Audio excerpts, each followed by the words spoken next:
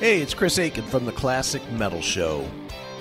Most people know me as the foul-mouthed shock jock from the Classic Metal Show, or the no-nonsense heavy metal critic from pitriff.com. Now you get to learn the other side. My first book, Little Victories, A Tale of Divorce, Debauchery, and Finding Happiness, comes out on January 13th in paperback and digital formats on Amazon and iTunes. It details my real-world emotional struggles over a year that included a divorce after a quarter-century of marriage and the death of my father. It profiles things I did right, as well as a bevy of things that I did wrong with the help of alcohol, and how I found my way out of the muck of the emotional state that almost saw me commit suicide. Pre-order your copy of Little Victories, A Tale of Divorce, Debauchery, and Finding Happiness today at www.chrisaikenbooks.com and get in touch with the more fallible side of me, Chris Aiken. Sounds happy, huh? Looking at your pal Ed Beeler over there on the Facebook. What did he do? Well documented CIA Mafia Murder. Nice. So wow. All right, well that's pretty much my week. Well, there you go. Running around, but obviously the high point was being able to go to Dallas and see the scene of the crime, man. I think the highlight was that you figured out who shot Kennedy. Yeah. Rex. Look at him. Yeah. He's behind the fence on the grassy knoll. My hunch is that wasn't the first time. Right. He was back there in 1963. Yeah, he knew where to go. He just had skin on his face back then. Right. So this afternoon, because it was so fresh in my mind, yeah, I was checking out some YouTube videos and checking out some of the conspiracy shows and whatnot out there. And, man, I'll tell you what, so much of that has been obviously written about and documented over the decades. Mm-hmm, sure. And just the thought that so much of the materials, the photos and reports and all that kind of stuff is still classified to this day. Yeah, it's because it's a cover-up. Well, it is a cover-up. Everybody knows that. I see, but I just don't agree. I didn't say it, but I don't necessarily agree with your stance. Well, again, that's just my thoughts. I don't know that I'm right. I'm just saying that's my thoughts. I'm going to go with the LBJ over Vietnam. I'm going to say LBJ ordered it. You know what? The thing is that I listened to one guy today, and he just said that LBJ was too much of a coward and a doofus to really order anything. I don't know, man. He seemed. I mean, he could have been. Who knows? No, they said he was aware of it, but yeah. to be the mastermind and be behind it, they said he wasn't smart enough to be that cunning. My problem with the mob part of it, though, is that mob guys always give up. They always give up the names. And why did nobody ever talk from the mob? Well, but it depends on how many mob guys were involved. Well, if there was more than one, there's the odds of somebody talking. Well, they did talk about some of the connected guys from the New Orleans area. Okay. You know, that some of these crime syndicate family heads were well aware of it. The Dallas and the New Orleans syndicate. Yeah. Very well, involved, as well as Jack Ruby. Yeah, but Ruby was like a low-level... He was a very low-level guy, but the thing is that he thought that he would curry favor with the upper-level guys if he could, carry out some of the grunt work. Do you think that guy somehow thought he wasn't going to get caught? I don't know. I don't know the answer. I think maybe he thought he was going to be a hero. I mean, why would he give a shit about getting favor in that scenario? He knew he was done. He knew his life was over by doing that. Had to. I don't know. I think some guys will just take chances to do something and think that they're going to somehow reap some kind of accolades for it. Do you think Oswald was any part of it, or do you think he was truly the patsy? I think he was the patsy. I think so too. I think he was probably in the planning of it, but they literally set him up to look like a dope. Yeah, basically, I think that was it. And they had all the right pieces, and to really, he was an easy sell for the military. Well, the parallel that I make to that movie Jack Reacher, where they set that James Barr guy up, just like that. He was the suspect, but he wasn't really part of it. Right, sure. Same thing. This guy, they made him the suspect because of his anti-American stance and his pro-Castro stance and his defecting to Russia stance and all that. They go, this guy is a perfect patsy for being the fall guy for this. So let's make friends with this guy. Let's bring him into the fold, make him feel like he's a part of something. Let's set him up, and then we'll make him the scapegoat. Right. It just didn't, and it kind of did work for a while, because really they never did, with all the investigations that they've done, they've never proven a goddamn thing. No. And the thing is that, from some of the documentaries that I listened to today, that even though he was in the Marines, they said he was a poor shot marksman at best. Right. So to make that shot is damn near impossible. And then to make it with a $12 rifle. Yeah. That's how much he paid for that rifle, was $12. It was a mail order rifle. Right. $12. A Carcana, right? Yeah, it was just some little rifle. Right. And for him to make 3 accurate shots like that, not happening. A gazillion. And the thing is that supposedly he took it into the book depository in pieces to where he had to assemble it. Yeah. After you do that, you take the sights out. The sight on the rifle. Mm-hmm. In order to have an accurate aim, you have to have your rifle sighted, and if you take it apart and this and that, you probably knock this. Yeah, you have to recite it. Right. And chances are that didn't happen. No, probably not. But he was awesome, dude. Being a marksman was part of the plan. Exactly. Part of the setup. So to think that this guy shot 3 shots from that book depository and hit Kennedy in the head and the back like that. Yeah. With that rifle, I don't think so. And with the car tailing away from him like that, right? Not a chance. I'm a big believer in. I've watched every Kennedy thing known to man, and I'm a big believer. There's one documentary out there, one of the 9 gazillion. There's some dude with long hair. Yeah, he's in Joliet prison. Yeah, that's the dude that claims it, and I believe his claim. I do too.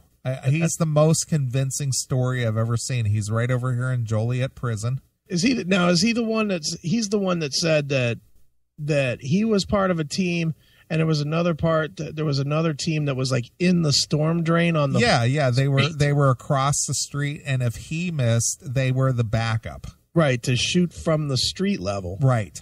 And shoot him. And that's the level I believe. Exactly. And he talked about having a little cannonball pistol rifle looking thing.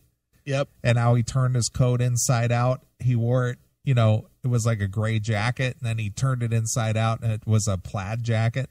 Right. And he just walked to his car and drove away. Yep. And that's the guy I believe. And he was from Chicago, and he was part of the Chicago mob, and he was basically stole cars and stuff, which is what got him pinched to go to Joliet prison, because he was like a lifelong criminal. Yeah, right. Yeah, that's the guy. Yeah, that's the guy I believe too. Me too. I mean, again, whether he was or not, but in fact, I think I'm the one who gave you that link to that video. It's called I Killed Kennedy. Okay. And he's being interviewed in the prison, and his story is just like flawless.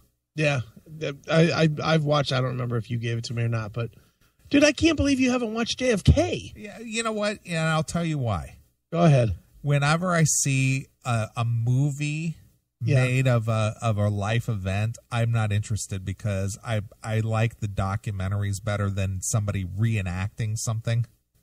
Okay, that's fair. That's why I don't watch those movies. Like, I didn't watch the movie The Doors. Okay, because I would rather watch the actual documentary with the real time footage, or the real footage of, stuff, rather than see somebody act out the part. Hey, you should watch The Doors too. It's pretty funny. So, stuff like that. I mean, real events, I would rather watch a documentary than watch a reenactment in a movie. I don't know. I mean, I would never watch anything Oliver Stone does and think of it as having even the slightest ounce of reality to it. Sure. I'm just saying JFK is a damn good movie. Well, I'll watch it. You'll like it. I mean, you'll see a million things that are inaccurate as fuck. But some of the stuff is really, really well done. Now, one movie I did watch and I kind of liked it, Danny DeVito was in it, was that movie Hoffa. Oh, yeah, that was good. That was a pretty good movie. But I don't believe that scenario at all either. I don't either. Where they just rolled up with the truck, rolled the car in, and off they went. Yeah. That's kind of bullshit. Yeah, that's what I'm saying. That's why I don't like those type of movies. Yeah. Well, you don't watch it. You don't watch any of that stuff as fact, though. Yeah, I know, but the thing is when there's so many well-made documentaries out, I don't even bother watching a reenacted movie. Oh, you know what's funny? If you talk JFK conspiracy with people, 9 of every 10 will quote something from the fucking JFK movie. Sure. As real. They'll be like, yeah, Danny Ferry said. No, he didn't. He did not. You saw that in Oliver Stone's movie, you dumb shit. Sure. You'll love that character, though. Oh, my God. Joe Pesci. That's Joe Pesci's best character in any movie ever. Sure. So good. Well, I will check it out. All right, cool.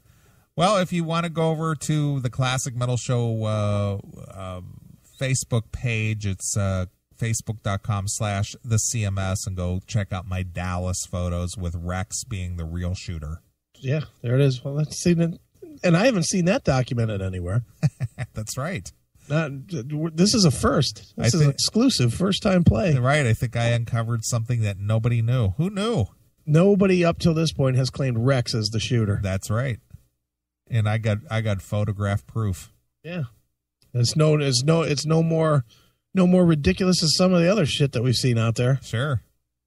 Maybe it was Zapruder himself. Do you ever think of that?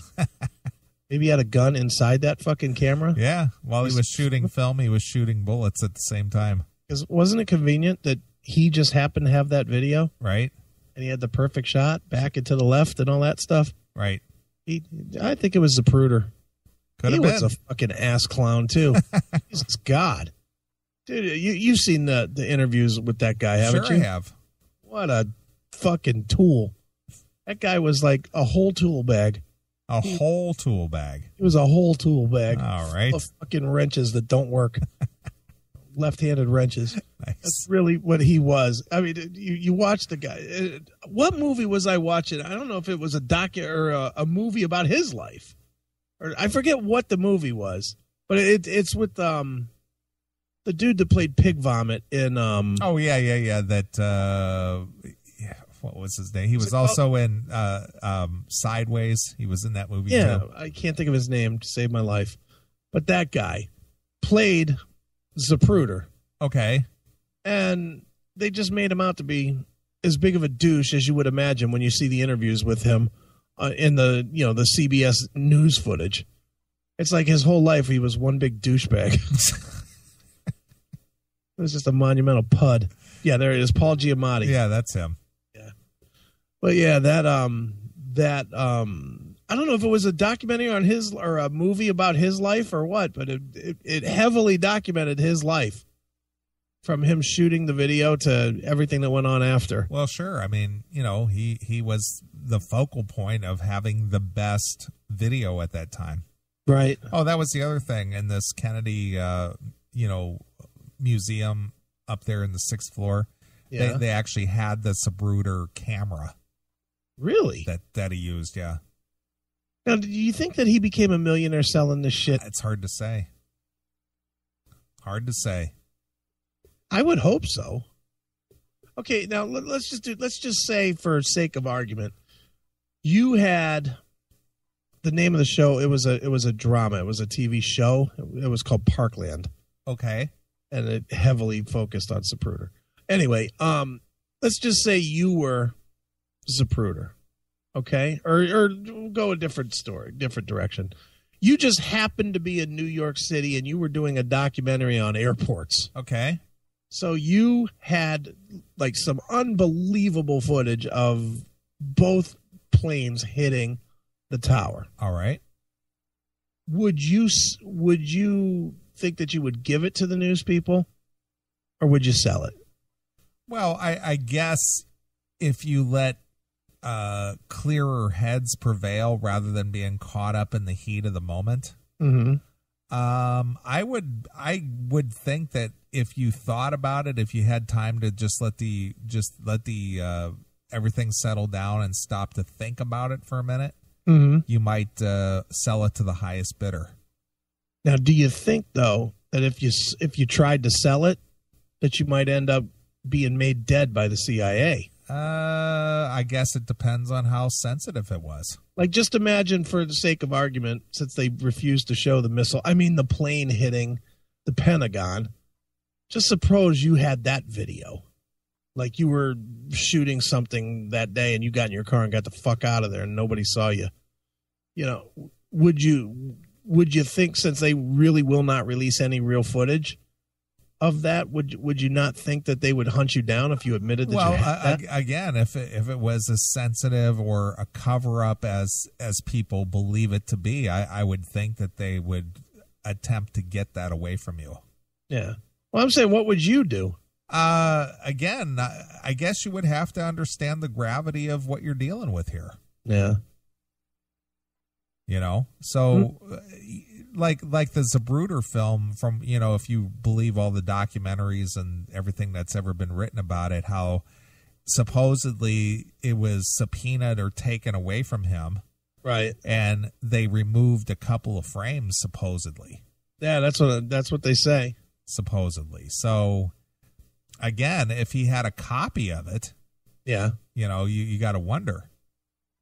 But when all this went down, do you think he was thinking profit? Probably not. No, but he should have been. But people weren't thinking that in the heat of the moment. You're thinking, oh my God, this just happened, you know, and somebody wants my film. Do I just give it to him, or do I think clearly and go, how much you want to pay for it? See, I think I'd have gone there. Well, that's to say if you were thinking clearly. Yeah. But if you're caught up in the heat of the moment, you might go, yeah, here, take it. What, you know, as long as it helps, you know. Yeah. Do you think that there's video out there of? I'm fascinated, especially with 9/11. 9/11 is by far the most fascinating, because there is so much different coverage of it. You know, I mean, actual in the minute coverage of it. You know, do you think that there's video out there of these guys like hitting the ground that were jumping out of the trade centers? Oh, I think so. But they just never have appeared anywhere? As far as actually hitting the ground? Hitting the ground. There's plenty of jumpers out there, but actual seeing them hit the pavement? Yeah. Yeah, I think it's out there. Why do you think that's never shown up anywhere? I think that's such a sensitive subject that you can go online and see fucking autopsy photos of anybody. That's true too. You know, you can go to, like, I don't know if it's still up or not, but remember ogrish.com? Oh yeah. You know, they had that site out there where you could see Tupac's autopsy photos. Sure. And all that shit. I got to think that if there's video of that stuff, that it's got to be out there, right? I'm sure it is. You know, well, it's the same like with the, don't you think that somewhere somebody's got video? Again, it goes back to the Pentagon for me. Somebody has to have video of whatever the fuck hit the Pentagon. Well, I'm thinking, like, say that, as you said, like the body hitting the ground. Yeah. I think that people who might have video of that, if they wanted to post it out there, that they couldn't figure out an anonymous way to put it out there. Could be. Because it's just like, man, I have this, I'll put it out there, but I don't want this coming back on me. Yeah, I guess they've never heard of a library. True. But I don't know, man. I just look at so much of it, and it's like there's so much video of certain things and then none of other things. That's really fucking suspicious. It is. Of course it is. You know, what do you think happened in the Pentagon? You think it was a plane? You know what? I've seen several videos of that, and how there's no wreckage. There's no wreckage, but there's no wreckage out there in Shanksville either. Yeah. It's like, exactly right. And then, but the people who were calling on Flight 93 and on cell phones and stuff, where did those people go? Yeah. Well, there's no wreckage of 370 either. Yeah. Who knows? I don't know. I have a hard time with the. I have a really hard time with the Pentagon. I do too. Because if they were coming in that low with a non-experienced pilot, wouldn't he have wavered just a little bit and snapped one of them wings off somewhere in the lawn? You would have thought maybe. That shit is low. I mean, it's like inches off the ground. Sure. To fly that tight and not hit the wings on the ground and roll, that's crazy thought there. It really is. But no wreckage, nothing. Right. Not a damn thing. Yeah, Shanksville too. But again, what's the common denominator to both of those? We saw nothing of them. Sure. We really didn't see any of the Shanksville event. We didn't see any of them, even what they took out of there. Did you ever see a truck or video of somebody pulling out a fucking suitcase or anything? Nothing. Not a damn thing. All you saw was a hole in Shanksville. So either nothing hit there or fucking they blew it out of the sky, and that's where something fell, which is kind of what I think anyway, in Shanksville. I think they blew it out of the sky. Don't you? Or do you not think something different? I don't know, because it's just a mystery. I know you don't know, but what's your guess? It's hard to say. I mean, where is no debris at all? None. That's what I know. One place is if they fucking blew it up. If they blew that sucker up with a fucking missile out of the sky, if they shot it out of the sky from an F-15 or whatever, sure, there wouldn't be any wreckage. That's for sure. There'd be little fucking pieces of 1-inch pieces of metal, and that'd be it. Yeah. So who knows? I don't know. I just always thought that the one in Pennsylvania, they just blew it out of the sky. Sure. So I don't know. I love conspiracy stuff. I could fucking watch that stuff all day, every day. No kidding. If they would replace the WWE network with the conspiracy network, I would never leave the house. Nice. I would just watch conspiracy all day long. Sure. All right. Well, I'm ready for a drink. So since you bring this up, there's been rumor this week on and off that AC/DC is done. First, they said they were done due to Malcolm Young having a stroke. Mm-hmm. Then they said, no, we're not done. Right. That he's going to be fine. Yeah, except for he forgot how to play because he had a stroke. Something like that. So who knows? But I thought this song would be appropriate. All right. I've got a song, too, that will also be appropriate. You can play right after it. And we're going to stretch the boundaries. But go ahead. What song? Shot Down in Flames. Perfect. And you could follow that up with one of mine and your favorite bands. It's not really classic metal at all, but I think would work. The Black Crowes with It's a Conspiracy. Okay. How's that? Sounds good. All right. Well, here it is. It's AC/DC with Shot Down in Flames exclusively here on your classic metal show.